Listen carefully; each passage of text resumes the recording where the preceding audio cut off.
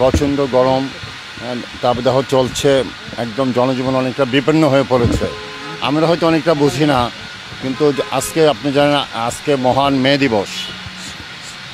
এই মহান মে দিবসে আমরা আমাদের যে শ্রমজীবী মানুষ তাদের প্রতি সম্মান শ্রদ্ধা জানিয়ে আমরা আজকের দিনটি বেছে নিয়েছি, যে তাদের পাশে থাকার জন্য। কারণ মানুষ মানুষের জন্য, জীবনের জন্য।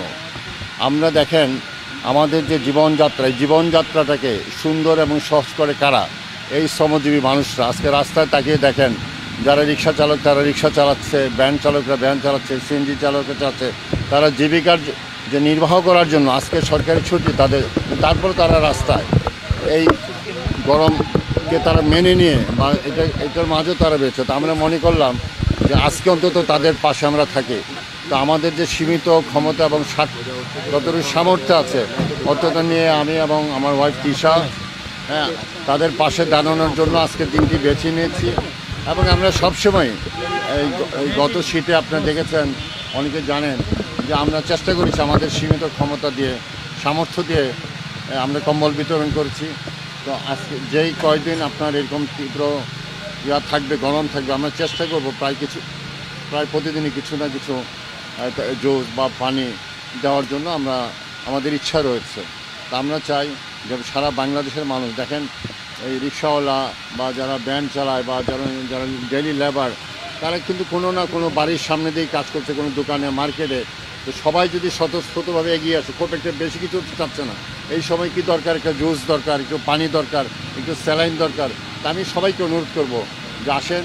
আমাদের বাংলাদেশের মানুষ কিন্তু আমরা অনেক সমালোচনা করি, কিন্তু মানুষের প্রতি মানুষের টান কিন্তু আমার মনে হয় পৃথিবীর সবচেয়ে বেশি। আমাদের বাংলাদেশে আমরা কিন্তু জাতি হিসেবে অনেক সহমর্মিতা রয়েছে, সহানুভূতি রয়েছে। তা আমি সবাইকে অনুরোধ করব, আমরা যেন এই গরমের সময় আমরা যেন যাদের প্রয়োজন তাদের পাশে দাঁড়াই, এইটুকু আমি আহ্বান জানাচ্ছি।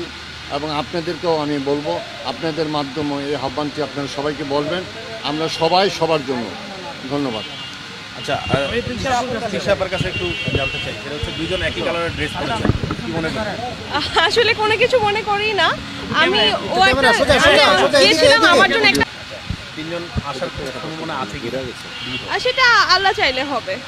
আমরা মানে শুনবো কিনা এই সুন্দর কি সুখবর শুনবো? বললাম তো, আল্লাহ চাইলে হবে। সবকিছু মহান আল্লাহ তাআলার উপর নির্ভর করে।